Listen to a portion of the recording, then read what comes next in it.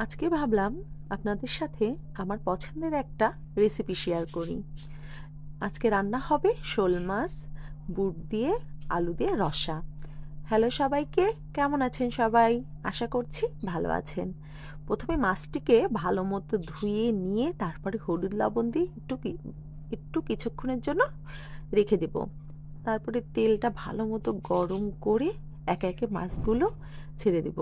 মাছটা কিন্তু খুব বড়ও ছিল না, মাঝারি সাইজের দুইটা মাছ ছিল। শোল মাছ খেতে আমার তো খুবই ভালো লাগে, আর ওর বাবাকে বলেছিলাম যদি বাজারে পাও তাহলে নিয়ে এসো। বাজারে দেখতে পেয়েছে, তা নিয়েও চলে এসেছে। আর দেরি না করে আমি কিন্তু রান্না করতেও লেগে গিয়েছি, যে শোল মাছ বুট দিয়ে রান্না করব। আমার মা রান্না করে, এটা কিন্তু আমার অনেক ভালো লাগে খেতে। আর মাছ ভাজা শেষ, এখন তেলটাকে ভালো মতো গরম করে নিয়ে আলুগুলো ভেজে নিব। নতুন আলু, সেদ্ধ হতে বেশি টাইম লাগবে না, লাল করে একটু ভেজে নিলে তাড়াতাড়ি রান্নাটা হয়ে যাবে। তা আলু এদিকে ভাজা হতে হতে আমি একটু মশলা ঠিক করে নেব। মশলাতে আদা জিরে বাটা, হলুদ লবণ, আর একটু ঝালের গুঁড়ো।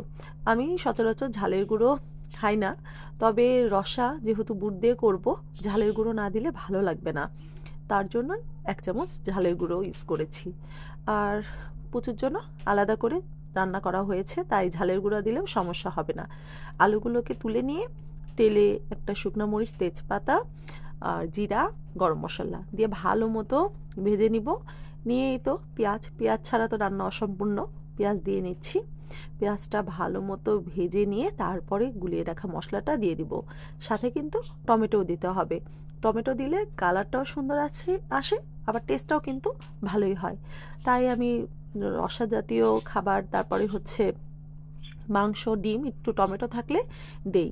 কালারটাও সুন্দর আসে, খেতেও কিন্তু ভালো লাগে। তো টমেটো দিয়ে ভালো মতো কষিয়ে নিয়েছি যাতে টমেটোগুলো একবারে ম্যাশ হয়ে যায়। কষানোর পরে দিয়ে দিচ্ছি আগে থেকে ভিজিয়ে সেদ্ধ করে রাখা বুট।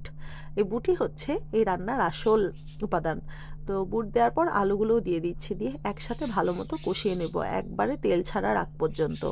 ভালো মতো কষিয়ে নিয়ে পরিমাণ মতো জল দিয়ে দিচ্ছি। বেশি জল দিব না, শুধু আলুগুলো সিদ্ধ হতে যেটুকু জল লাগে সেই অনুযায়ী জল দেব, কারণ বেশি জল দিলে পাতলা হয়ে যাবে ঝোল। তার জন্যই অল্প করে জল দিয়ে ভালো মতো আলুগুলো সিদ্ধ হয়ে গিয়েছে। এখন একে একে মাছগুলো দিয়ে দিব। মাছগুলো দিয়ে বেশ কিছুক্ষণ ফুটে নেব যাতে আরেকটু জল টেনে নেয়। আর যেহেতু রসা রসা গা মাখা হলে ভালো লাগবে খেতে। ওই বেশি ঝোল কিন্তু এই এই মাছের তরকারিতে ভালো লাগে না। তার জন্যই হচ্ছে জলটাকে ভালো মতো শুকিয়ে নিয়েছি। এখন এই যে রান্নার শেষে আমাদের গাছের ধনেপাতা তুলে নিয়ে এসেছি, এখন ধনেপাতাটা ভালো মতো কেটে মিশিয়ে দিব। তো রান্না কিন্তু দেখতে দেখতে আমার শেষও হয়ে গেল। কালারটা এত সুন্দর এসেছে, আর খেতেও কিন্তু অনেক টেস্ট হয়েছে। আমি আবার একটু তাড়াতাড়ি খেয়েও নিচ্ছি।